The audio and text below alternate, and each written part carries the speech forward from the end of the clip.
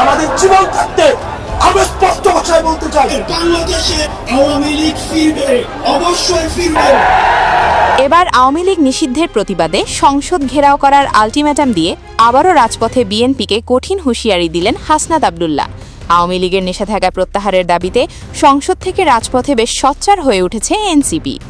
একসময় যারা আওয়ামী লীগের বিরুদ্ধে ছিল তারাই আজ সংসদে আওয়ামী লীগ নিষিদ্ধের বিরুদ্ধে। তাদের কর্মকাণ্ডে বেশ অবাক সাধারণ মানুষ। এরাই তো বলছে যে আওয়ামী লীগ নাকি স্বৈরাচার।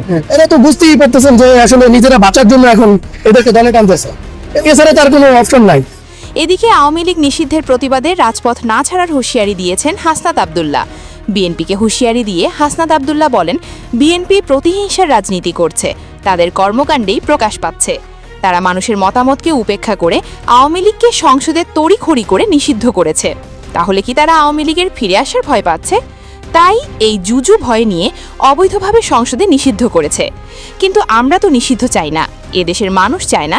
সবার যাতে সমস্যা নাই, বিএনপির সমস্যা তাতে কোনখানে? আওয়ামী লীগ, ছাত্রলীগ, যুবলীগ এবং তাদের অঙ্গ সংগঠনের বাংলাদেশে আওয়ামী লীগ ফিরবে, অবশ্যই ফিরবে।